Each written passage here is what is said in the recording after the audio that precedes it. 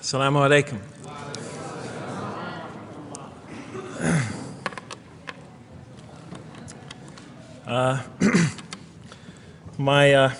I've come from the University of Kansas. We're playing in the Final Four this very instant. So I want to let you know that you've asked a lot of me today. No, I'm just joking. All right, very briefly, I just want to talk a little bit about what the Quran has to say about the purpose of life.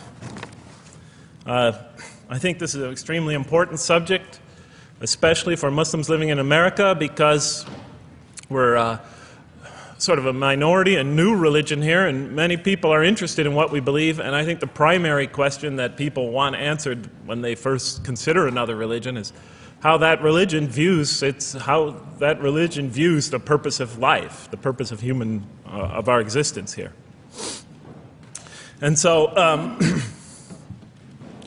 going to begin, though, talking about an atheist point of view, because I want to talk about what sort of answers the Quran might have for an atheist. So to begin this, I need to talk for about 5 or 10 minutes about what I believe contributed to my becoming an atheist, because I grew up in a Christian family. And then I'll talk for about 45 minutes or so about what I experienced in the Quran and how that sort of changed my perception. So it's very simple. But my wife always says I should summarize what I'm going to do before I talk, because it's easy to get lost in my speeches. And my wife doesn't have a lot of confidence in my speaking ability. Okay, so let me start out by mentioning that my mother certainly played no role in my becoming an atheist. My mother was a wonderful woman, a beautiful lady. She had tremendous dignity and class. The neighbors loved her. She was a registered nurse, and she put in many extra hours at the hospital. She worked in the ward that dealt with dying patients, and when I would come and pick her up late from work at night, not all the patients, but many of the patients would drag me over and talk to me and tell me what a wonderful woman my mother was. When she died, her funeral was packed, and person after person that came up to me had a story to tell about my mother and her goodness. Time and time again, people described her as, "Jeff, your mother is a true saint." She was a deeply religious woman, a great mother, a great teacher, a gentle person. She never cursed. I never heard her curse, swore, ever in her whole life. Never heard her speak to anybody rudely or speak about anyone rudely. She was a tremendous example of a truly religious person. And she didn't wear it on her sleeve. It was just slowly but surely you could see it just in her day-to-day interactions with people. My father, on the other hand, was a difficult man. My father, for some strange reason, had this tremendous rage inside him. I don't know where he got it. He had this terrible violence inside him. And every night, he would try to quell that violence with hard drinking. And his drinking, though, only made him all the more volatile. Because my father could be laughing and joking one minute, and he could fly into an angry rampage the next for some unexpected reason. You never know what would trigger it. And once he flew into that angry rampage, it would take, he would just go wild in the house. The house would be in havoc. And he would rage on and on and on, and it would take an awful lot of liquor and several hours before he would finally go to sleep. And this would happen night after night after night. And so my 4 brothers and I was the 4th in line. My 4 brothers and I lived a frightening and precarious childhood. But I'd have to say the worst of it was watching my father regularly taunt and threaten and abuse my mother. And it would happen day in, day in, day in, day out, night in, night out. And it was a never-ending nightmare. You see, it's really not so bad when you're the target of your father's violence. You might think it's bad when a child is the target of their father's violence, but it's really not all that bad. At the moment of attack, you're really not thinking about anything except your own survival. When he's firing punches at you or kicking you on the ground or chasing you throughout the house, or when he's threatening you, "I'm going to hurt you, bad boy," you're not thinking about anything at that moment except escape. While all that's going on, you're not thinking about the aftermath or consequences, the psychological repercussions or anything like that. And when it's all over, you might even excuse the onslaught because you figure maybe you somehow deserved it. If not for what you did this time, maybe for something you did in the past. You could always put the blame on yourself. But a far worse fear is the terror that overcomes you when you watch your father go after your mother. Because she's the only source of warmth and kindness, of love and protection that you know. And if he were to take that away, from a little boy's standpoint, then you've lost everything. But far worse than the fear is the guilt. And it comes over you from several directions.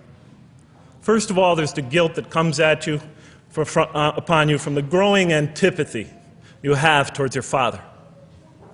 Because we're taught to love and respect our parents, and we are born with this natural bonding attachment to them.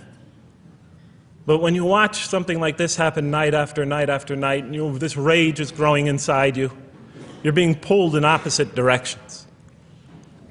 Then there's also, of course, the guilt that comes when you think that you might be the cause of this night's violence. Maybe something you said or did that you didn't even realize triggered it. Maybe just your father's dislike of you triggered an argument between your mom and him that is now raging on downstairs. But the worst guilt of all, and it is by far the very worst, is knowing that you did nothing to stop your father from hurting your mother. Because while he raged on against your mother downstairs, you hid in your bed and you trembled underneath the covers. Maybe you whimpered and you cried and you put the pillow on your head. And thus, you traded personal respect for personal safety. And with each such incident, you come to realize with ever greater and greater clarity, you come to realize your own weakness, your own impotence, your own incompetence, your own worthlessness, your own cowardice. And the hate grows and festers inside you, not only for the man that you call father, but for yourself as well. It is a terrible, terrible thing to make a young boy choose between his mother and himself. It is extremely unfair. I noticed that tomorrow there's going to be tomorrow morning a lecture about spousal abuse given by Dr. Shaheen Rizwan. I hope you'll all attend it. I think it's a very important subject. When I was little, I used to daydream about life without my father. I just wanted the violence to go away. I wanted not to be afraid anymore. I felt like I was trapped in a bad dream and there was no way out. And so I prayed to God again and again and again to remove my father from our lives. But he was always there, and very soon I began to wonder if God really was. I could not fathom why God would subject my mom to such lifelong punishment. I could not imagine what great sin she must have committed, or that we, her children, must have committed to deserve my father. I didn't have the maturity to sort out such questions, but I had enough fear and anger to provoke them. I was too young to see the wisdom in allowing my mom to suffer the violence and abuse of my father. I was too young to understand why God would let innocent children tremble night after night after night in their beds, fearing that they might not see their mother the next morning. I was too young to see how the mercy of God could even extend to my father with all his terrible failings. All I could see in my world was chaos and violence and fear, and so it became easy for me to question the existence of God. And I began to do that at a very early age. I think I'll even say that the turmoil of the 60s and 70s that's the age when I was a teenager in the late 60s, early 70s, only reinforced my skepticism. When John and Robert F. Kennedy were assassinated, or Martin Luther King was gunned down, when Vice President Agnew was kicked out of office and Richard Nixon soon after him, when the race riots erupted in city streets like mine, and gang fights erupted in our cities, many of those which I was involved in, when I saw the bizarre and senseless carnage of Vietnam, they all confirmed the lesson that was already ingrained in me and that my father had taught me so well, that the world is dominated by random, consuming, undiscriminating violence. And very soon I began to ask why. Why would God make it that way? Why wouldn't He just pop us into heaven from the first and spare us all this suffering? Why does He let little children in Vietnam get napalmed and run down the street naked on fire when they had done nothing to deserve it? Why does He let the race riots go on? Why does He let the leaders be assassinated? Why does He just let the violence go on and on and on for people who had nothing to do with it? It wasn't of their own making. Why didn't He just make us angels and pop us into heaven if He could make us angels, which I was always taught He could? Why did He make us so susceptible to sin? Why didn't He make us impervious to it, like He made the angels? Is this the best world He could create, I thought? Is this the most perfect world He could create for our existence, for our beginning? I just couldn't figure it. And all the explanations I received from priests and doctors and lawyers, from whoever, spoke to me or taught me, they just didn't make sense to me. In any case, so I became an atheist when I was 16, even though I was going to Catholic school at the time. I declared myself an atheist in one class. It was a confrontation between me and a priest. We were talking about God and the purpose of life. And I expressed my views, and he said, well, then you don't believe in God. I said, well, I guess I don't. And then through my junior and senior year of high school, I got an F in religion, even though I continued to do very well on the tests. In any case, when I was 28, to make a long story short, some friends of mine gave me a copy of the Quran. And one night I was sitting in Diamond Heights, my apartment in Diamond Heights in San Francisco. I was working that time at the University of San Francisco. I was 27, 28 at that time, I can't remember. And I ran out of stuff to read, and I took this gift that my friends gave me and I began to read it. And I came to the first verse. Well, I opened the Quran, read the first page, then the second, and then very quickly, in the second surah, about 37 verses into the Quran, I came upon the story of mankind. And I have to admit, I read through it very quickly. It was about 9, 10 verses long, story of the first man and woman. And I recognized some of the details. It was similar to what I had learned when I was a child, but I noticed that there was something wrong. It was apparent to me that whoever authored this Quran, of course I wasn't a Muslim at the time, so I didn't have any idea who that was, whoever authored this Quran clearly did not understand the real meaning of the story, because they had obviously gotten the details confused. They didn't even understand the whole purpose of the story. And so I just read through it once, and then I read through it again, just to try to see what kind of point the author was making, and then I read through it a third time and a fourth, and then I realized this is something strange going on here.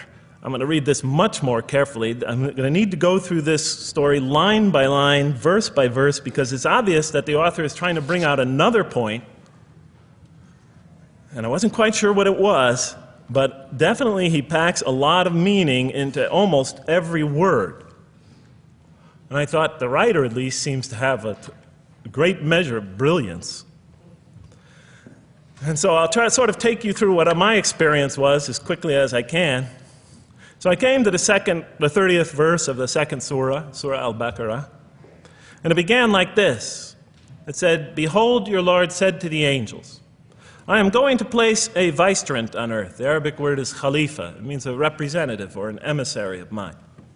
"I am going to place a vicegerent on earth." And they said, the angels said, "Will you place therein one who will spread corruption and shed blood, while we celebrate your praises and glorify your holiness?" And God said, He said, "Truly I know what you do not know." See, that's the verse that hooked me. That's the verse that caught my attention. That's the one that kept on making me read the story again and again and again. Because listen to the way it begins. Behold, your Lord said to the angels, I am going to place a representative of mine on earth, a vicegerent of mine, an emissary, one who acts on my behalf. I thought, that's not the way it goes. You're not supposed to be placing man on the earth in some positive role, some elective office. You place man on earth as a punishment for his sin. Clearly, I knew the author didn't quite get the point. But still, it was an amazing line. But then I come to the next line, and it says, and the angels say, will you place her in one who will spread corruption and shed blood, while we celebrate your praises and glorify you? I looked at it again. I couldn't believe the question. They said, will you place her in one who will spread corruption and shed blood, while we, the angels, celebrate your praises and glorify you? I looked at that and I said, exactly. That would be my question. Why would you create this being, supposedly for some positive role, when he's capable of doing tremendous wrongdoing? When he could spread corruption and shed much blood? Why would you create this violent and pernicious creature when you could create angels?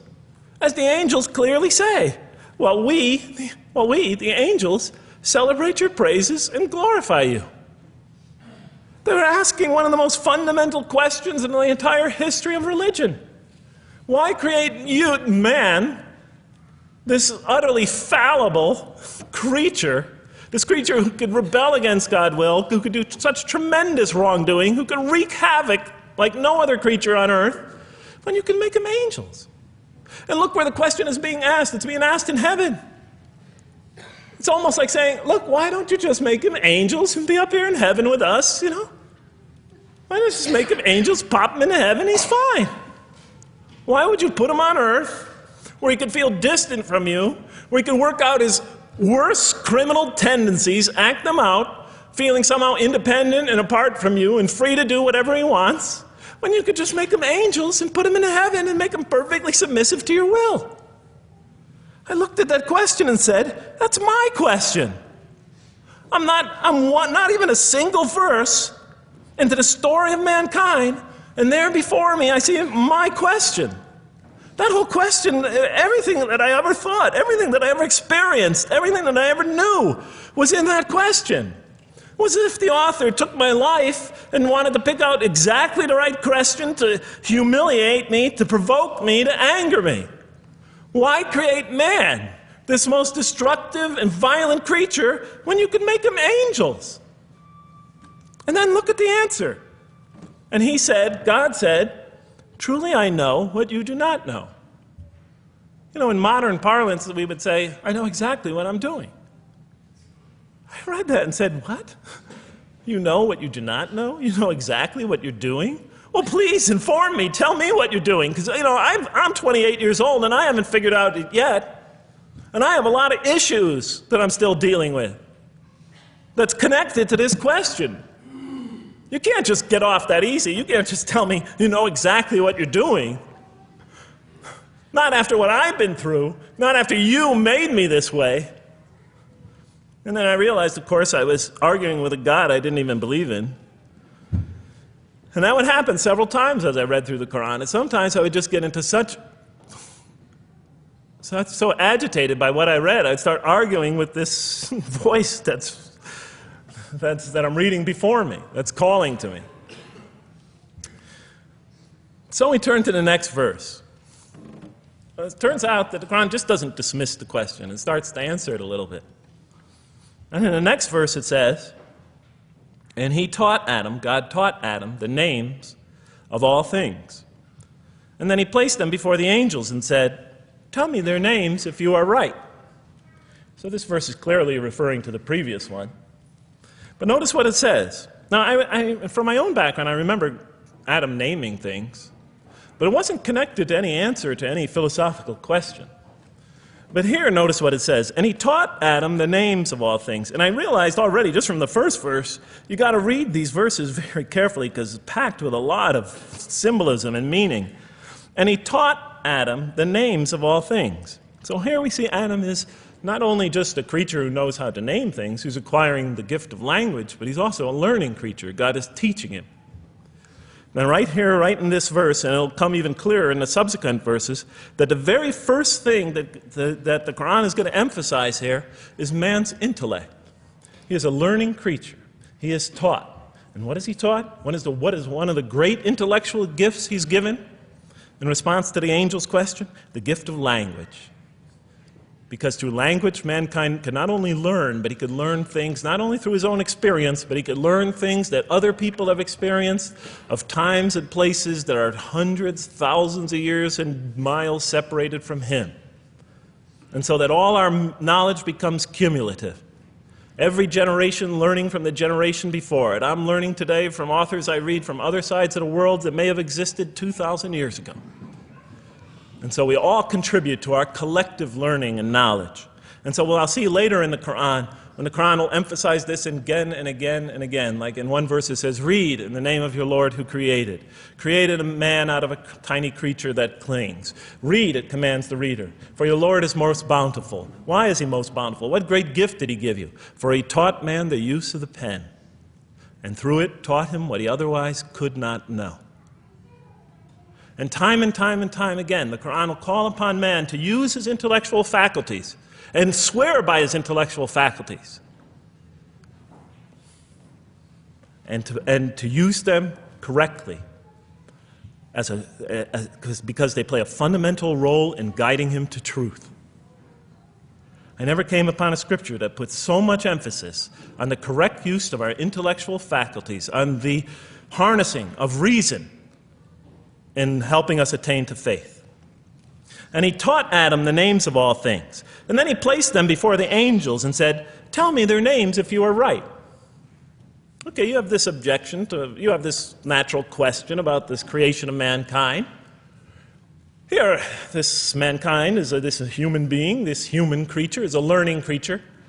He has many intellectual gifts. Here, I'm going to place these things before you. Tell me their names if you are right about man. And what did the angels say? In the next verse they say, glory to you. We have no knowledge except what you have taught us. In truth, it is you who are knowing, the wise. They say this task, this intellectual test that's put before them is beyond their grasp. Notice what they emphasize. We have no knowledge. This would take knowledge. This would take an intellect that they don't possess. In truth, it is you who are knowing, the wise. You got it. It's easy for you. You're the knowing, the wise. You have knowledge. You have wisdom. But this would take knowledge and wisdom that is beyond us. And so in the next verse we read, and he said, "O Adam, tell them their names." And when he had told them their names, notice how it's nothing for him. For mankind, he has this phenomenal ability. And when he had told them their names, as if it's just a triviality for man, he names them. "O Adam, tell them their names." And when he had told them their names, God said, "Did I not tell you that I know what is unseen in the heavens and the earth?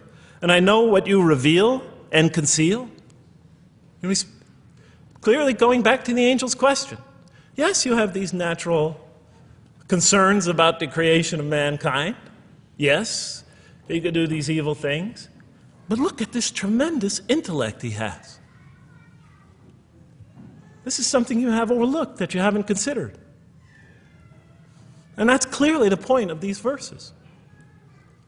Even though I felt that the author didn't quite, it was as if I realized that he didn't misunderstand the story. He was taking one of the great stories in the history of humankind, one of the fundamental greatest stories in the history of mankind, and molding it and using it as a vehicle for an entirely original message. And God said, "Did I not tell you that I know what is unseen in the heavens and the earth? And I know what you reveal and what you conceal?" In other words, didn't I tell you I know exactly what I'm doing? And then in the next, and did I not tell you that I know what you reveal and conceal? I looked at that. What did they reveal and what did they conceal? What did their question reveal and conceal? I thought about it for a minute. It's obvious. What did their question reveal? You just go back and look at the question. It revealed the sinful and sinister propensities of man. I mean, it's obvious, right? Why are you all looking at me like that? You're starting to scare me. You're all looking very serious. Am I losing you? Wow. Okay. So, they revealed the sinister and evil propensities of man.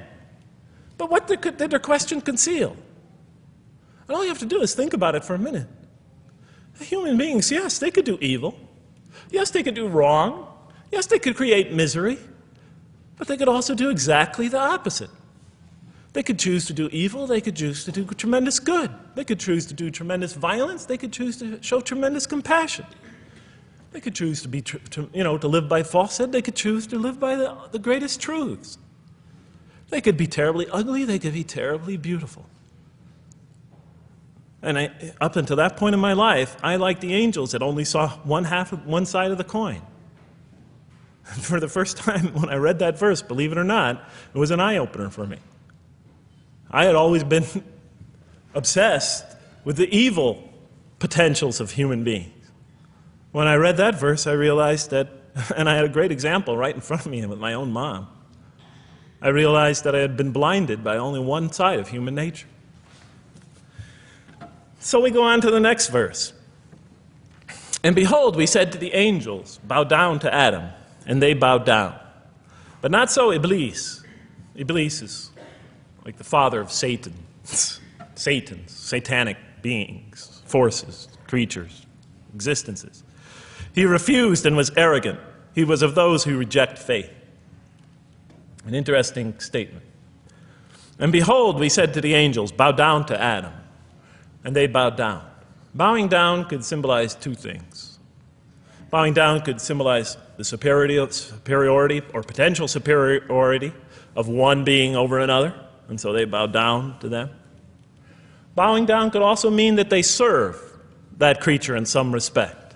Of course, the Quran says that all beings serve God, all created beings serve God. But this verse seems to be indicating, and the rest of the Quran will make it clear, that these angelic beings, these angelic entities, will serve the development of mankind.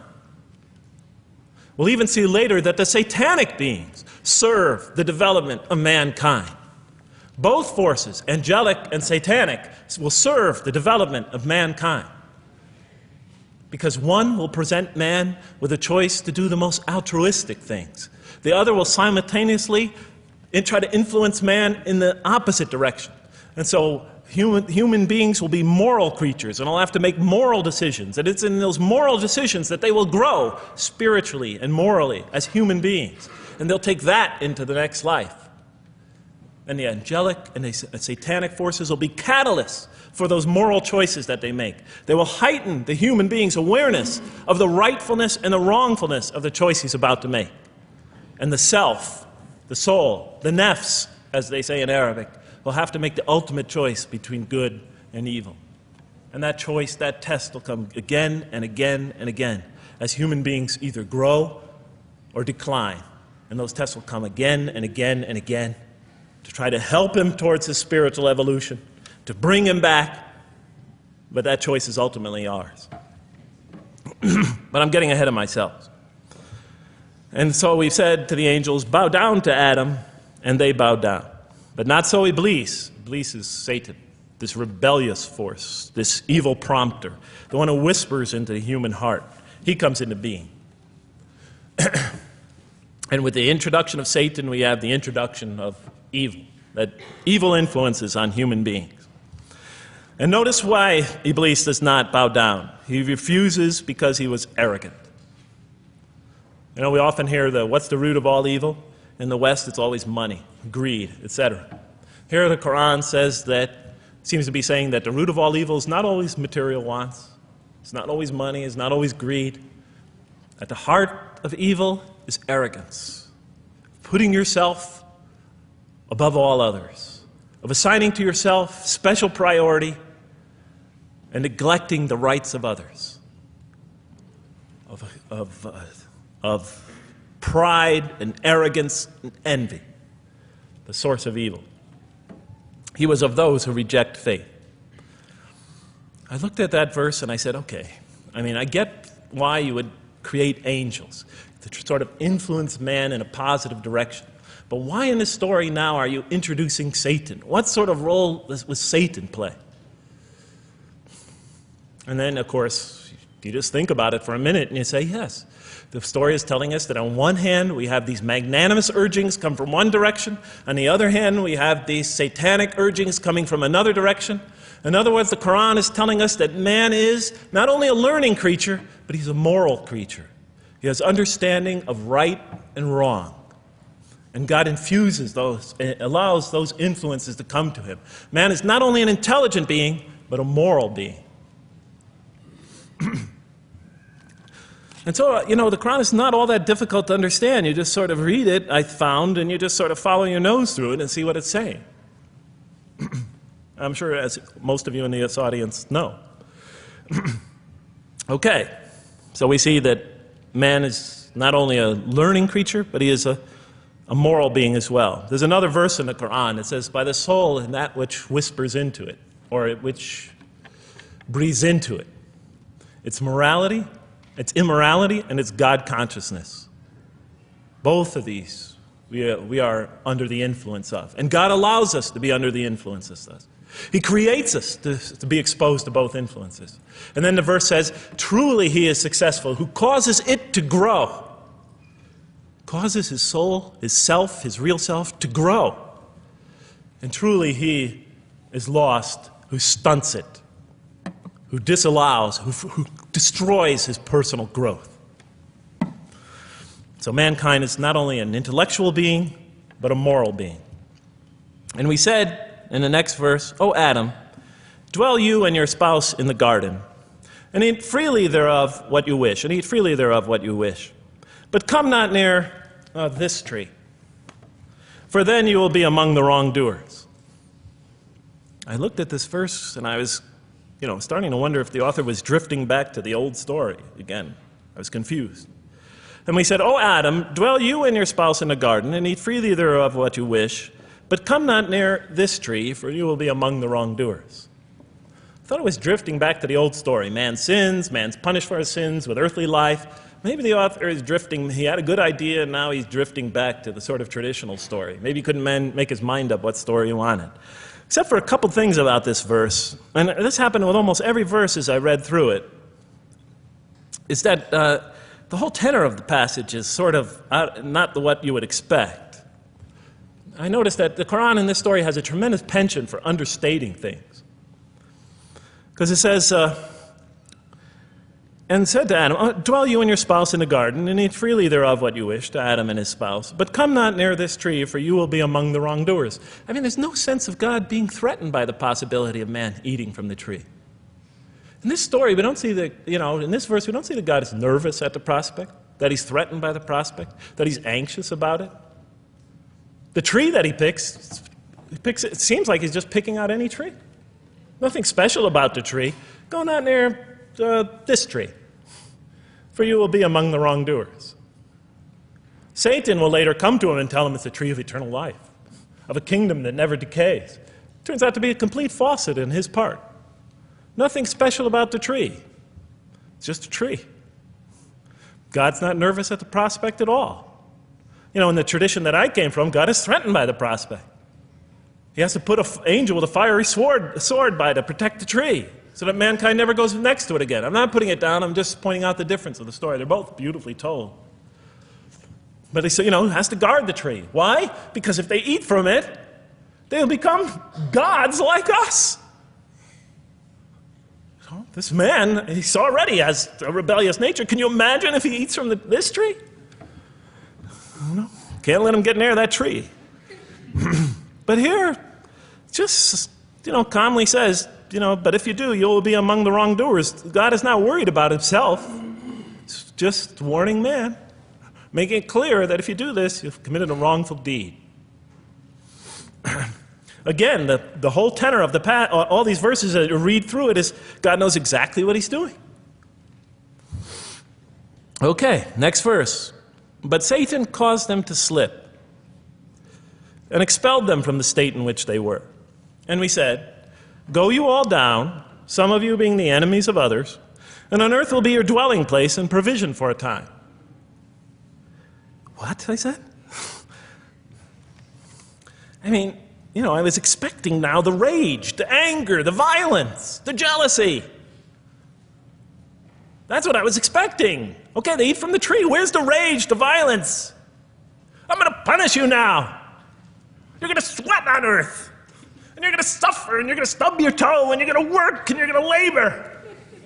And you're going to die there for what you did. And where's the woman? All right? And the woman. All right? She's the one who's going to suffer the most. Right? She'll have to suffer labor pains and monthly cycles. Right? And bleeding and crying out when her children come into the world. And she'll scream out. And worst of all, the greatest humiliation, the man will rule over her. When he's obviously her intellectual inferior because she and the angels she and Satan seduced him, and he just bumbled along and committed a real, wrong deed. Well, I don't mean to make light of it. But the story is obviously different, though. No threat here. As a matter of fact, look at the way it says, "O Adam, dwell you and your spouse in the garden, and eat freely thereof what you wish. But come not near this tree, for you will be among the wrongdoers." Then they make the mistake. But Satan caused them to slip and expelled them from the state in which they were. And we said, "Go all you down, some of you being enemies of others, will be adversaries of others. Some of you will be adversaries of each other, and on earth will be your dwelling place and provision for a time." This is not a deity losing it. If you look at it, on earth will be your dwelling place and provision for a time. That's not the words of a God that has lost, that is really extremely upset.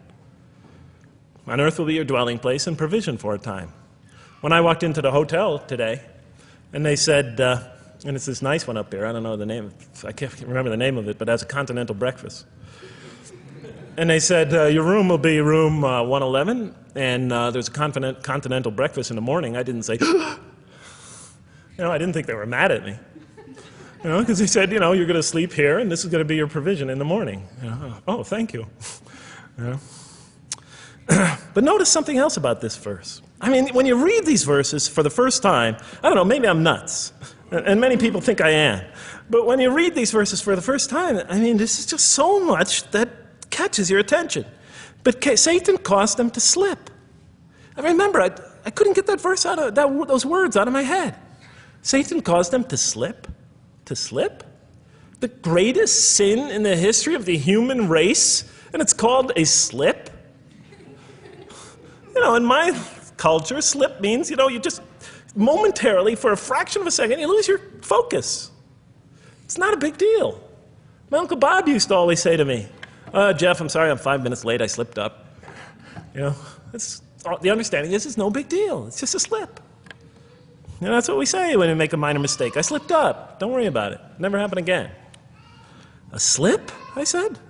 Momentary loss of focus? The greatest sin in the history of humanity? Why we're all here? Why we're all suffering? Why we experience death? A slip?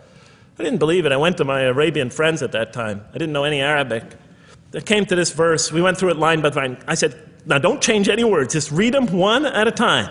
But Satan made them, and I said, okay, this one right here. What does it mean? Tell me what that means. They looked at it, it says, slip. Slip. And expelled them from the state in which they were. A slip, I thought? But then maybe I was trying to force the traditional understanding, the traditional interpretation. Maybe it was just a slip. After all, they didn't commit murder. They didn't commit robbery, rape, pillaging, assault. They ate a couple of pieces of fruit. It's not the greatest sin in the history of humanity by any means. And then the next verse says, and then they were expelled from the state in which they were. Well, what state were they? Let's see now. Let's go back from where we started. First, mankind is being taught. We see he's an intellectual being. Then we show he's a moral being. Moral being means he's a being that's going to have to make choices. And then God gives him this choice. It's not a huge deal. It's not the gravest sin in the history of humanity by any means. It's minor by any standards. They make it, though.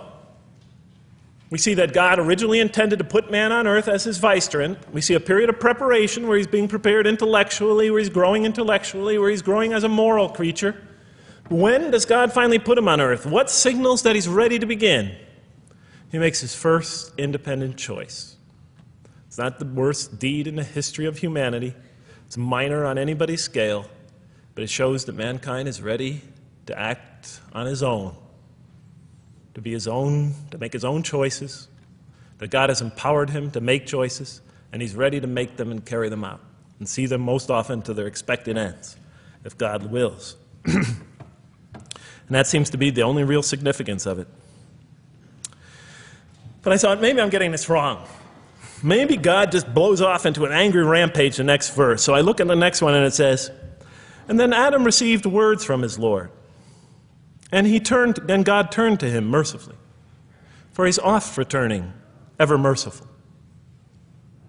Well, if I had any doubts up till now that God is not enraged by what this has happened, that God hasn't prepared mankind for this choice, for what was eventually going to happen, that all this was preparation for mankind to begin his earthly sojourn in this famous allegory.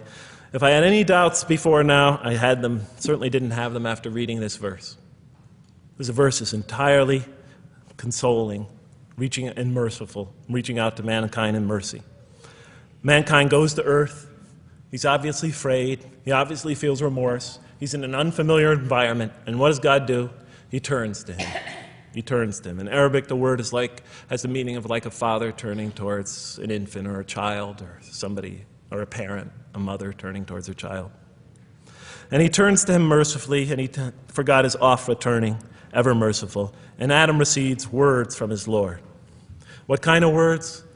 Probably words of consolation, words of hope, words tell him not to be scared. And in the next verse, we see those are exactly the type of words that Adam receives. He says, go down, Adam and his spouse. Go down from this state, all of you together. Repeating that again, just so that we know that this is not a punishment here. Go down from this state, all of you together, and truly there will come to you guidance from me. And whoever follows my guidance has nothing to fear, nor shall they grieve.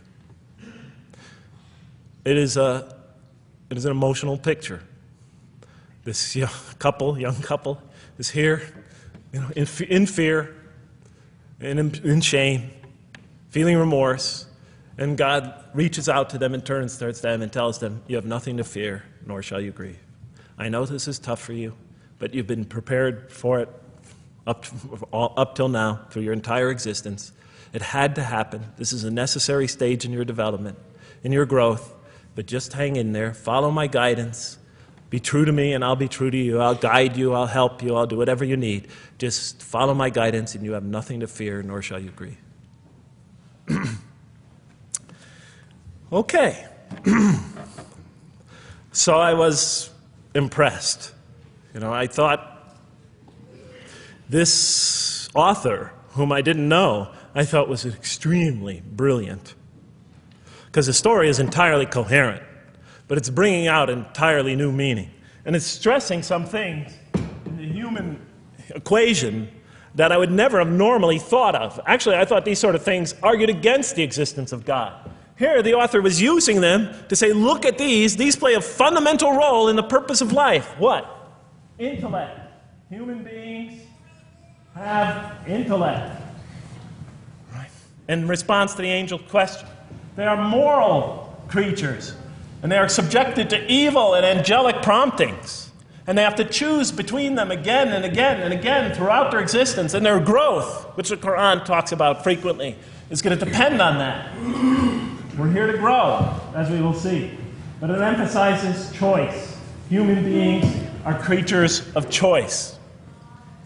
It also emphasizes suffering. Suffering. Hey, that's pretty nice writing. It also emphasizes suffering. Human beings are going to suffer here on earth. That's the first thing that the story mentions. Spread corruption and shed blood? Havoc, suffering, pain? Yes, these three things play an essential role somehow, the story is saying, in our development on earth, in our very purpose of our development. These are the three things we've always had the most trouble grappling with, all theologies have. Why give us intellect if it leads us often to challenge in our minds the existence of God? If we can't reconcile the existence of God with our minds, with our reason, why give us choice if we can choose to do wrong? Just make us angels. Why let us suffer so on earth? Just pop us into heaven. And here the Quran is telling that these play essential roles in our attaining of faith. Not only these, of course, it also mentions guidance, God's forgiveness, revelation, etc., angelic forces, satanic temptation. It mentions all these other things as well, but these three essentially really caught my attention. I never expected that these three things would be emphasized. And so as I read through the Quran, I looked, anytime I saw anything that seemed to relate to this, I would write down notes and underline it. You know, and I would walk up and down in San Francisco with my pen as I'm walking, because I like to walk about 7 miles every day, and I'd be underlining. My friends would always say, "Jeff, what book are you reading?" And I would lie to them. I'd tell them, "Oh, it's a great novel or something." You know, I didn't want them to know that I was reading the Quran. I think they thought I was going nuts. But in any case, so very quickly, I was wondering, does the Quran really emphasize reason? Does it really emphasize choice? Does it really emphasize suffering? How much more time do I have, Madam Speaker? 35? 25, okay. I'll do the best I can. So let me just try to indicate to you, as I read through the Quran, and I'll try to get through this quickly because you guys look tired. And I know you're interested to find out how that basketball game is turning out. Let's see, does the Quran really emphasize reason as essential to human growth, to this experience we're having on earth, to our very purpose? And the answer is definitely yes. So much so that even Western Orientalists, people who wrote against the Quran, said that this is a major feature of the Quran, a feature that you cannot miss. Henri Lamens, writing in the early part of this century, one of the famous Orientalists, you know, who wrote very much against Muslims, hoping to unseat them from their religious belief. He wrote, "The Quran," and this is his quote, "is not far from considering unbelief as an infirmity of the human mind." Unbelief is, he thought, and he was saying it mockingly, is like, you know, you can't think straight. You're not using your mind right, as my father used to say. Maxime Rodinson wrote at length about the rationalistic approach of the Quran to faith. And this rational tone of the Quran is one of its most salient features, beyond doubt. I'll just give you a few quotations. One of its fundamental themes is that people ignore or reject God's signs and corrupt religion precisely because they do not use their reason. And the Quran will say that again and again and again. The Quran says about the disbelievers, they refuse to reason and are a people who do not reason. I have 7 such quotes in the Quran. The Quran will say, "Will you not reason?" It mentions that 14 times to the reader.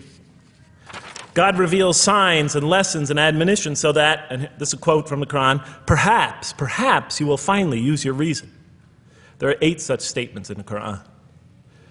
From the Quran's viewpoint, reason and faith are allies, just as illogic and false belief are allies. And it clearly sets the conflict along these lines. It says the right way has henceforth become clear from error.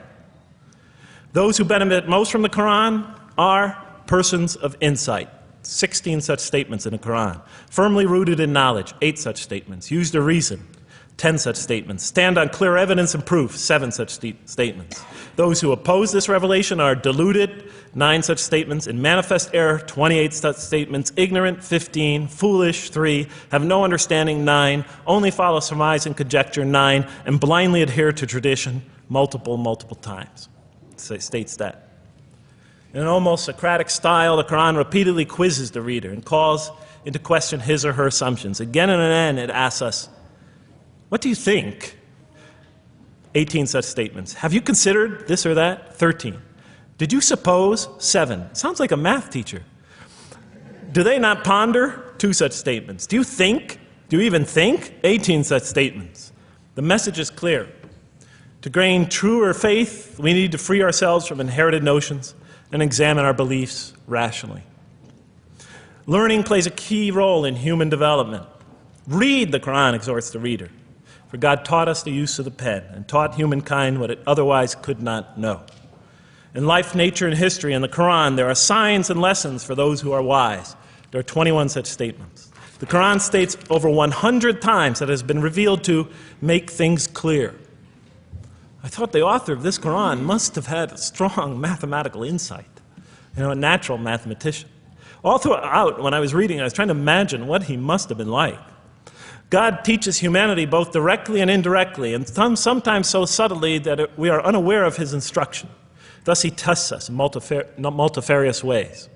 Of course, I just want to make it clear, Muslims believe God himself is the author of the Quran.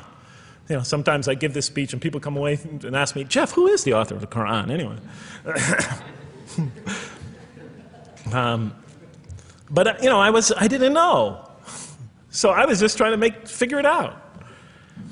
Repetition is indicative of the importance given to certain ideas. It should be observed that the Arabic word for knowledge in the Quran, ilm, appears 854 times in the text in its various forms. It's one of the most frequently occurring words. So the Quran really does put great emphasis on reason in our spiritual quest. Does it put great emphasis on choice? Well, here's what it has to say. Let there be no compulsion in religion. The right way is henceforth clear from error. It's a choice, and it must be freely made. And it's a choice between correctness and error, between right and error, between reason and falsity. Had God willed, he could have indeed guided you all, it says in the Quran. Why not, I thought. Why not just guide us all? Why let some of us choose to go this way and that way? The Quran was constantly provoking me as I read it. Do not the unbelievers know that had God willed, he could have guided all mankind? Oh, do not the believers know that had God willed, he could have guided all mankind? Okay, I'm an unbeliever, I thought. Tell me, why didn't you guide all mankind? If you want us to be in conformity of your will, just make us that way. And if we had so willed, we could have given every soul its guidance. Why did you let us be creatures of choice? Just program us to do the right thing. Never make a wrong choice. Had God willed, he could have made us all one community. He could have made us clones of one another. But he didn't. It wasn't part of his plan. Enlightenment has come from your Lord. He who sees does so to his own good. He who is blind is so to his own hurt. It's your choice. It says it again and again in the Quran. Remember when I was reading this, I was a disbeliever. And this scripture is constantly reminding me, it's your choice, Jeff. It's no compulsion in this. It's your choice. It's up to you. You're probably not reasoning correctly here. Think a little harder. Come on, try. It's just a few more steps. And whoever is guided is only to his own gain, and whoever is stray, I am only a warner. It's your choice. We have revealed to you the book with the truth for mankind. He who lets himself be guided does so for his own good. He who goes astray, it's to his own hurt. It's his choice. There are many, many such references. I'll stop there. But you get the point. The Quran clearly emphasizes that choice plays a key role in our development. But what about suffering? Suffering's the biggie, right? That's the real major question. What does the Quran have to say about suffering? Because every religion deals with suffering in a different way. It's either something you have to be saved from, and so some religions stress salvation, or it's something that you have to sort of transcend through meditation and training so you can sort of not feel it so much, get above it and beyond it. Some religions see it as primarily punishment. Some of the more ancient religions see it as the result of the precarious and whimsical, control of many gods working against each other, playing with human beings. Different religions have dealt with it in different ways. But almost all of them, I would indeed say all of them, have sort of seen it as something not so good. But let's see what the Quran has to say about it. Something to be avoided, to transcended, to be saved from. The Quran says just the opposite. You are going to experience it. You will suffer in this life. And it plays a fundamental role in your development and your growth and in what you are to become. This scripture didn't just say you're going to experience it. It said you should embrace it. You should struggle through it. Your life should be a struggle, it says. It should be a jihad. Yeah, right? But that's what it says. Jihad means struggle. When the Quran most says jihad, it's very seldom, it's most often not in the context of fighting. Qital is the Arabic word for fighting. But it says even in the Mecca verses, long before Muslims had to defend themselves against their oppressors, it mentions that you have to struggle in the path of God. With the Quran, it even says. Struggle in the path of God with this Quran. Life is a struggle. It says in one verse, most assuredly we will try you with something of danger and hunger and the loss of worldly goods, with the loss of your lives and the fruits of your labor. Most assuredly we will try you. It's not just talking about evil people, good people. But give the good news, the glad tidings. Be happy for those who are patient in adversity and suffering. Good news, I thought? Doesn't the author understand the terrible effects of suffering? Give the good news to those who are patient through adversity, who when calamity befalls them say, truly unto God we belong and truly unto him we shall return. In other words, that this could benefit them. It was a remarkable statement. Here's another one. Do you think that you can enter paradise without having the like of those who passed away before you? And the next verses start to explain these people were good people who suffered terribly. Do you think that you can enter paradise without going through the same? Why, I thought? Why do we have to suffer in life? Misfortune and hardship befell them, and so shaken were they that the apostle and the believers with him would exclaim, when will God's help come? These are good people. When will God's help come? Oh, truly, God's help is always near. You will certainly be tried in your possessions and yourselves, the Quran tells the reader. You're going to face hardship. It's guaranteed. Every soul must taste of death, and we try you with calamity and prosperity, both as a means of trial. And to us you are returned. You are going to have hardship here. There is going to be no heaven on earth. This environment is made to be an environment of adversity. It is made to be an environment where you have to work, where you have to struggle, where you have to strive. And it plays a key role. Oh man, truly you've been toiling to your Lord in painful toil, but you shall meet him. You're toiling, yes, but you shall meet him. We certainly created man to face distress. What, I thought? We certainly have created man to face distress. You made us to face distress? Does he think that no one has power over him? Sometimes people get, so down, they just think, this can't be a God. Look how I'm suffering. He will say, I have wasted much wealth. Some people just become totally devoted to worldly aims. Does he think that no one sees him? Have we not given him 2 eyes to see with, a tongue, and 2 lips to communicate with, to learn from by communicating? Can't he see around him? Can't he tell from communication with other people? Haven't we pointed out to him the 2 conspicuous ways? What are the 2 conspicuous ways? But he attempts not the uphill climb. One of them is the uphill climb. And it says this is the way you should be pursuing. And what will make you comprehend the uphill climb? It is to free a slave, or to feed in a day of hunger, an orphan nearly related, or the poor one lying in the dust. Then he or she is of those who believe, and exhorts one another to patience, and exhorts one another to mercy. You have not attained to faith until you struggle the uphill climb. It's telling us you should pursue the uphill climb. What is the uphill climb? Reaching out to your fellow man who suffers. To feed the poor one, but help the poor soul that's lying in the dust. And all over the world there are people in that state. And we watch the news as if it's just entertainment. And the Quran tells us this is something you should involve yourself in. That is the road that you should travel. It describes a successful life as an uphill climb. Well, I can see I'm running out of time, so I'm going to have to tie this up in about 15 minutes, I guess. But definitely the Quran emphasizes these three elements in the human drama. But as I read through it, I couldn't see how it all fit together. I mean, why didn't God just... Why? Why do we have to experience these? What purpose do they play? Just pop us in the head and beam us up, I thought. Well, one thing, like I mentioned before, the Quran will repeatedly emphasize that we're here to grow and to learn. And I'll give you 4 or 5 quick verses because I know you're tired. It says, Our Lord, and raise up in their midst a messenger from among them, who shall recite unto them your signs, and that shall teach them the book and the wisdom, and who shall cause them to grow.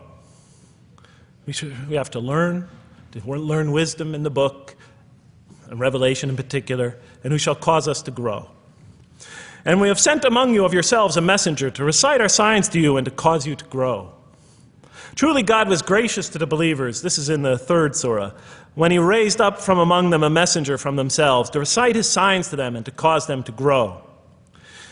It is he who has sent among you, who has sent among the unlettered people a messenger from among them to recite his signs and to cause them to grow. These are all distinct references. Just 2 more. There are many more. And the soul and that which breathed into it, its immorality and its God consciousness. He is indeed successful who causes it to grow. And he is indeed a failure who stunts it. And in the 92nd surah, Surah Al-Layl, it says, Far removed from it will be the righteous who give his wealth that he may grow. So the purpose somehow is to grow. We're in a growing, learning, developing experience. We weren't just created when we came into the world. This is actually a stage of our creation. Just as our development in the womb was a stage in our creation, our essential stage in our physical creation, this is an essential stage in our personality creation, in the creation of our real being. That which we take into the next life, our essential selves. We've gone from the physical creation in the womb, primarily physical, now to the human creation, the personality creation in this stage. I thought maybe I'm, projecting my own neurosis into the scripture. Maybe it doesn't really emphasize that life has a purpose.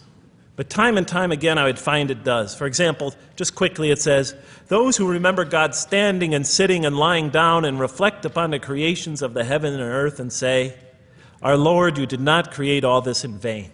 You did not create all this in purpose. Just when I was starting to think, maybe the Quran really doesn't state a purpose of life. It really doesn't mean there's a real purpose of life. Maybe I'm reading into it something that is there. I would come upon verses like that would force me to just read a little further, make me think, well, maybe it's just around the corner. We have not created the heaven and the earth and whatever is between them in play. If we wished to take a sport, we could have done it by ourselves, if we were to do that at all. God doesn't create to satisfy his whims or fancies or entertain himself. Do you think that we created you purposely and that you will not be returned to us? It says in the 23rd surah, the true sovereign is too exalted above that. In the 44th surah, we did not create the heavens and earth and all that is between them in play. That serves a purpose.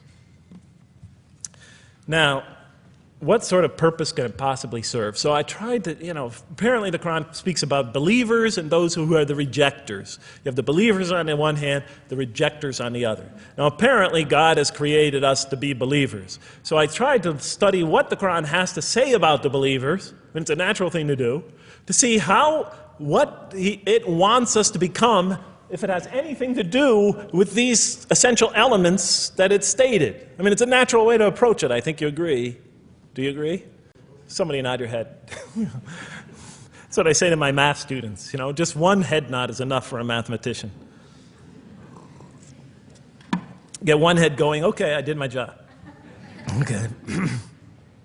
So, how does the Quran describe the believers? What are they supposed to attain to? What is their ultimate thing that they're supposed to get? What are they ultimately supposed to achieve? And it's very clear when you read the Quran that what they will achieve in this life and will experience to so much greater degree in the next is they will experience a relationship of love with God. They will turn to God in love and God will turn to them in love. In the Quran, God's mercy, compassion, forgiveness, kindness, beneficence, warmth, generosity, all the things we normally think associated with God are freely given to all mankind.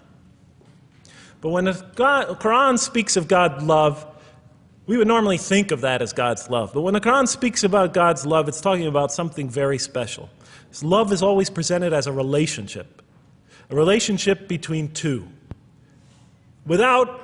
If we do not turn to God in love, then we just receive His mercy, forgiveness, kindness, beneficence, warmth, generosity, all those wonderful nurturing things, His nurturing, and we reject it. And so we never really experience that love, because we never really turn to it and open ourselves up to it. It is always there for us, but unless we enter into that relationship, that love, that give and take, that relationship of love never develops. We reject it, and that's what the word kafir means. It means to reject, to turn your back, to ignore, to throw a gift that someone gives you behind your back. And so the Quran tells us that the believers will experience this sublime relationship of love. It says, "Yet there are men who take others besides God as equal, loving them as they should love God. But those who believe love God more ardently. Say, if you love God, follow me, and God will love you and forgive you your faults, for God is the forgiving, the merciful. O you believe, if any from among you should turn back from his faith, then God will assuredly bring a people he loves and who loves him." And throughout the Quran, I'll mention time and time again that God loves the believer. God loves this type of person. God loves that type of person, and so forth and so on. So it's quite, and I'm trying to pick the speed up here, so you'll have to excuse me for that. But it is apparent from the Quran that one of the purposes of creation, maybe the essential purpose of the creation, is to produce from this subset of humanity that will freely enter a relationship of love with God. They will not only experience the beauty of other relationships in their lives, but this love that they will experience with God is the sublime experience that they will enjoy. Not only in this life, but infinitely greater in the next, when all the distractions, all the masks are stripped away. Okay, I thought, you created us to love you, for us to turn to you in love and to experience your love, to receive and experience your love. But why do you need these? Just pop us into heaven, love us, and make us love you. Program us to love you. You'll make my dog love me. Do the same sort of thing. I kept on coming back to the same issue. Just do it. Okay. Still couldn't see it, and I was almost through the Quran, and I thought either I'm dumb or this scripture just never really got to it. Okay, so I didn't give up. I thought, okay, what's the next natural thing to do? Okay, so we're here to develop this relationship of love with God. The Quran tells us that, if we are believers and we do good, we'll experience great joy and peace in this life, not only through our relationship with God, but through complementary relationships with all the people around us in this world will be a one for us of peace and serenity, even though we have to struggle and survive and suffer. But I couldn't see, how this all tied in with this suffering business and why he couldn't just put us into heaven. So what's the next natural thing to say? Okay, so we're created to have this relationship of love with God, to enter this relationship, to experience and receive all that he has to offer us. So the natural thing to do is to study the two partners in that relationship. What does the Quran have to say about us, the believer? What does it ask of him and her? What does it require of them? And then what does the Quran tell us about God? And then is there some essential nexus, some essential connection between them, and does it have anything to do with these? Because if the Quran doesn't show that, then the essential link that links all this together, that pieces it all together, is missing. And as I thought to myself, whoever this author is, and by now I knew he had fantastic genius, even though he came from the primitive confines of the most backward, most uncivilized sector of humanity, of people that had no literary history, really, to speak of, no great works of literature, no scriptures that preceded him, even though he came from the desert of culture. Even though this came out of that environment, and the mind behind it had to be tremendously and phenomenally genius to come out of that surrounding and produce something like this. If that essential link was missing, I knew that, he was great, but, and extremely great. But, what do you expect? How could anybody answer those questions? Nobody in the history of humanity has been able to answer them. Okay, so I thought, first I'll see what the Quran has to say about the believers. What does it require of them? Then what it has to say about God, and see if there's some essential link. Are you following me? You're giving me the note. Get off the stage. Okay, I'll do my best. It's a deep subject. We're almost done. Bear with me a few more minutes. I'm sorry, really.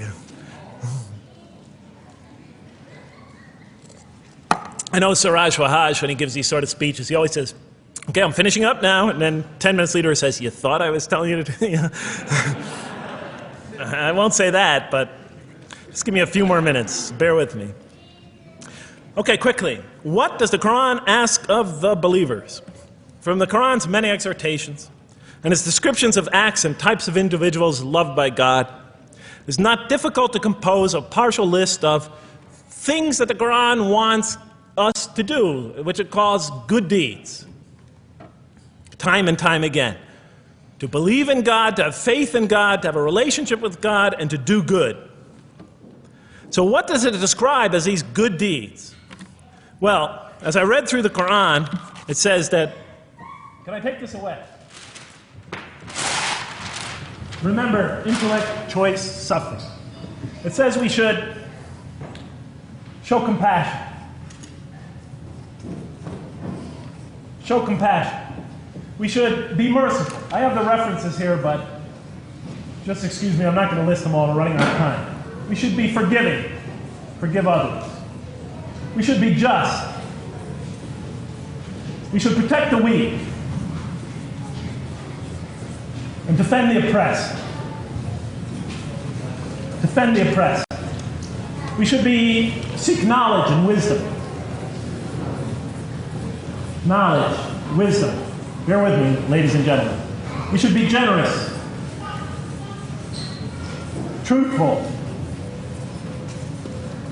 and we should be peaceful. And we should love our fellow man. Love others. I'll just give you one verse because I know we're running out of time, Madam Speaker.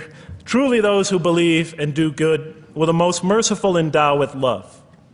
And to this end we have made this scripture easy to understand in your own tongue, so that you might convey a glad tiding to the God-conscious and warn those given to contention.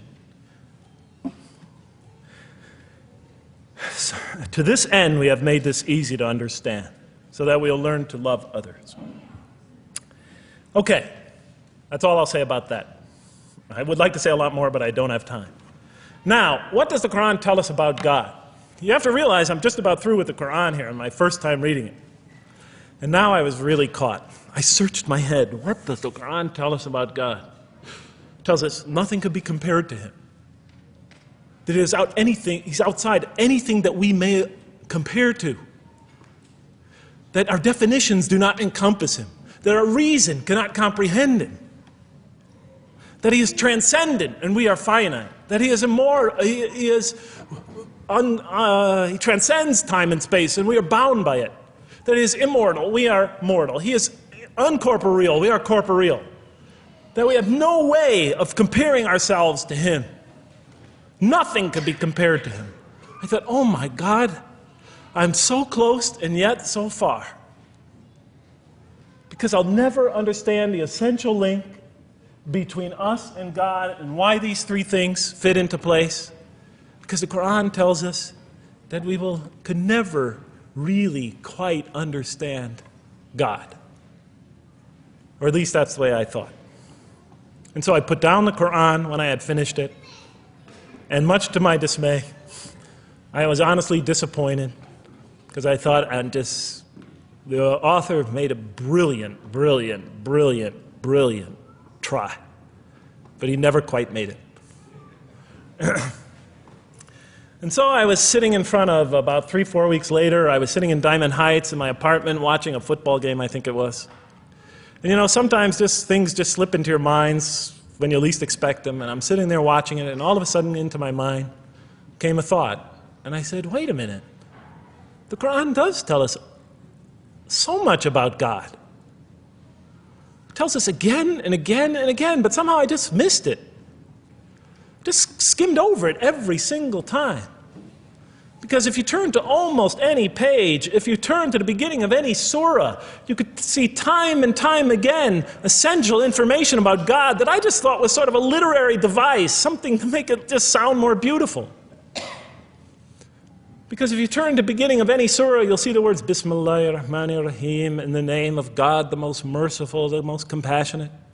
If you read almost any passage, long passage, when you come to the end of it, it's punctuated by dual attributive statements like God is the merciful, the compassionate, God is the forgiving, the gentle, God is the kind, the protector, God is the generous, the truthful, God is, and so forth and so on. There are tens of thousands of such references in the statements in the Quran.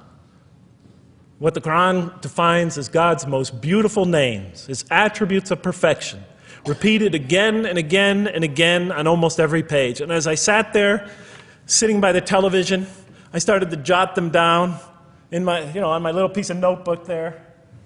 Same notebook I used to jot these down before. And I began to list from my own mind the attributes of perfection as I remembered them. And they were, God is the compassionate. God is the merciful. God is the forgiving. God is the just, the protector, the defender of the oppressed and the weak, the knowing, the wise, the generous, the kind, the truthful, the loving, the peaceful, the source of all peace, the truth, and so forth and so on. Every item I had listed in my list for the qualities that we human beings are supposed to develop, the Quran was telling me had its infinite source and perfection in Allah, in God. And then all of a sudden, all the pieces fell together. Then I suddenly saw it, as I see most of you probably see as well. That now, suddenly it all began to make sense to me. In what way do I say that? Well, it was now obvious why we had to develop these qualities. It was now obvious how these things on the floor here fell into place. And I'll just say it clearly. We're here to develop a relationship with God, to become closer to God. But how can you become closer to God when He's transcendent and you're finite, when He's immortal and you're immortal, vice versa? When He's immortal and you're mortal, when He's unbound, fettered by time and space, and you are, and so forth and so on. How can you become close to that one? If I want to become close to you, I need to have something to share with you, something that we have in common. So, for example, if I want to come close to this young man here physically, I'll approach him, because we both have bodies, and I can position my body closer to him. Physical presence, bodily presence, is something we both share. If I want to become closer to that gentleman back there, if I want to become closer to him intellectually, I'll reason with him so we will have a convergence of minds, because we both possess reason. If I want to become closer to one of my sisters on this side emotionally, I'll try to appeal to their sentiments, because we both share feelings and similar types of experiences that generate those feelings. But how does one become closer to God? What do we share with Him? We share with Him exactly what He gave us. Because the Quran tells us that when we came into this life, He breathes into our spirit something of His Spirit. And that we come into this world with the seed of these very qualities within us. And we could either kill them, stunt them, as the Quran says, or cause them to grow. And when we grow in these, we grow in our ability not just to experience tremendous beauty in life through all this, but we grow in our ability to receive and experience the infinite beauty, the infinite peace, the infinite truth, the infinite compassion, the infinite mercy, the infinite, etc., all the way down the list, that only comes from the infinite perfect source of all these. The more we grow in mercy, the more we grow in our ability to receive and experience in this life and in the next, to an infinitely greater degree, the mercy of God. The more we grow in compassion, the more we grow in our ability to receive and experience God's compassion in this life through prayer and through ritual and through contemplation and through other experience of others. And of course, infinitely more in the next life, the compassion of God. The more we grow in our truthfulness, the more we grow in our ability to experience God, the truth, because all truth comes from God. The more we grow in these things, the more we grow in our ability to receive and experience God's attributes of perfection. The more we grow in our ability to receive and experience His being. And that sort of nearness we are growing to Him is tied to our essential nature and to His. It's more than just physical nearness. It's more than just a convergence of ideas. It's more than just a convergence of feelings. It's a convergence of essential beings. It's the closest type of nearness two can feel, two can experience. I'll just give you a quick analogy, because this helped my children. Let's pretend I have a goldfish, a dog, and 3 children. 3 daughters, let's say. And I do have 3 daughters. No matter how much of my love, compassion, forgiveness, caring I pour upon that goldfish, it could only experience it to a tiny degree. It might not even really be aware of it, because it's a very primitive creature. But my dog, on the other hand, when I show it all my kindness, all my love, all my compassion, all of what is essentially me, it can experience it to a much higher degree than my goldfish. And through its interaction with me, through its own trying to give its own self to me, we could experience a quite wonderful relationship. But my children, especially as they grow older and go through their own experience and their own development, could receive and experience all the love and the compassion and the forgiveness and the caring and the generosity and the protection, everything I have to offer. They could experience my being to a much higher degree than my dog ever can. And we could have a relationship of beauty that I could never have with my dog. As much as I love animals, having had 3 daughters, I know that the relationship that you have with 3 beautiful daughters could never even come close. No other relationship could approximate that. Of course, my relationship with my wife is also extremely beautiful, and she might hear this. And she's a wonderful woman, really. I mean, she's the source of so much beauty. But, okay, Madam Chairman, I am ready. So that seems to bring it all together. So now, I thought, wait a minute. That doesn't explain this. Why the intellect? Why the choice? Why the suffering? I thought, you almost had me, this Quran. You almost duped me. You almost tricked me, seduced me into accepting this philosophy. But wait a minute. What about intellect, choice, suffering? Why do we have to experience these? Why couldn't you just programmed us to be merciful, compassionate, forgiving, etc.? Why do we have to go through all this? And then, of course, the answer came to me as quickly as I thought of it. So we are creatures, and we grow, and we become. And yes, and you can make us anything you want, but you can't contain any of those attributes I listed without these 3 things. In mathematics, we try, 3 premises that go into, proving a theorem. We try to see if we could take one of them away, and if it's essential. And all 3 of these are definitely essential. For example, you could program a computer never to make an incorrect statement, but it doesn't become a truthful computer. Never heard anybody say to me, Jeff, this Macintosh is the most truthful computer I ever saw. If it's programmed, it's not truth. You could program a CAT scan to help the sick, but it doesn't become compassionate. Never heard a doctor say, Jeff, if you want to see a compassionate CAT scan, you come right over here. Right? Because all those things, compassion, forgiveness, truth, caring, love, all are born out of choice, suffering, and reason. In order to do a compassionate deed, when we consider reaching out to someone in compassion, that person, first of all, that's inconceivable without the presence of suffering, an environment where there's suffering. And when we decide to help them or not, we reason in our minds, what is this going to require of me? It's going to require some suffering on my part, some of my giving of myself. And without that mental process, it doesn't become a compassionate deed.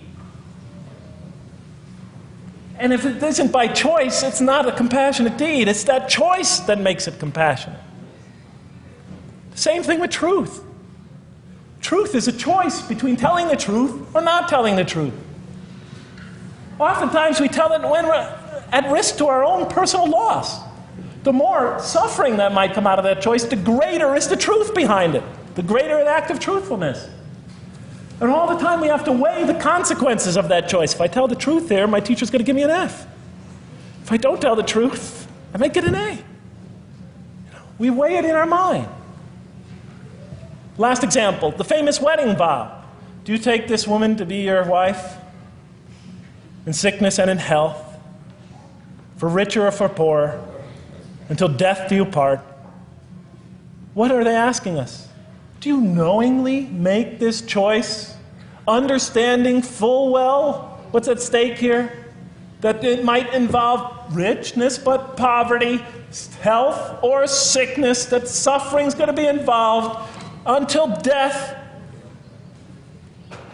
Once a young lady told me, you never really loved me. Because when the growing got tough, when things got hard, when we hit rock bottom, when my life fell apart, you just got up and left. And she was right. And she understood full well that that's what love is all about. It is through giving and suffering together and hanging in there with each other and not bailing out and persevering through suffering, making that choice and knowing what you're doing. All those three things are essential.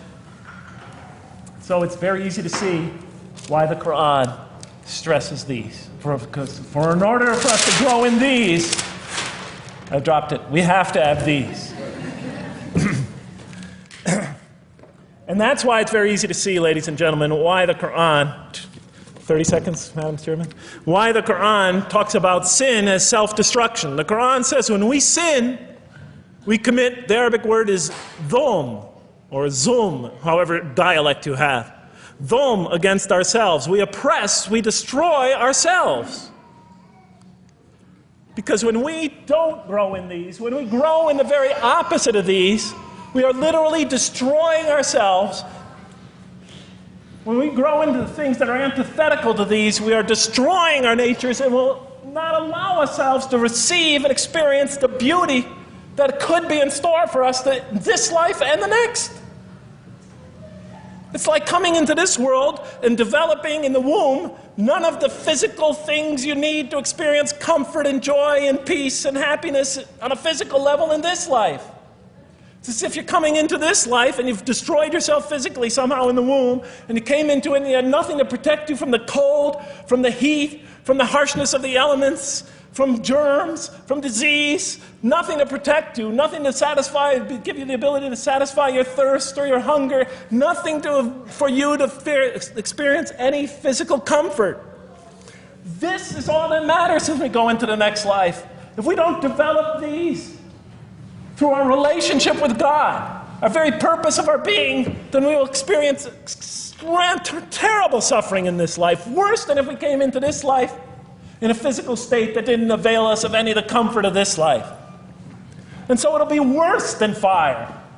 It'll be worse than endless fire. It'll be worse than the worst hell we could possibly imagine. So the Quran tells us, that yes, when it talks about heaven and hell, it's used very powerful symbolic language, but what it essentially is telling us is imagine the greatest joy and wonder and peace and serenity you could ever experience, and that's what's open to you on the one end. But on the other end, imagine the most terrible suffering that you could possibly bring on yourself, and you could also do that to yourself as well. It'll be worse than anything you could have ever imagined. So, and the Quran tells us that God says on the Day of Judgment, I did not harm you in the least. You destroyed yourselves. And it could say that in total objective truth. And that's why the Quran, well, I think I'll leave it at that because Madam Speaker is about to shoot me.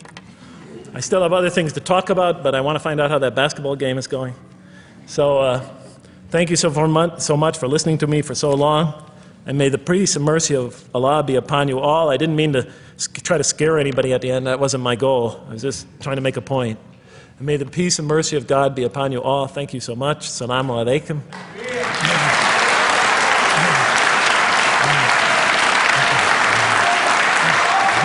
Thank you.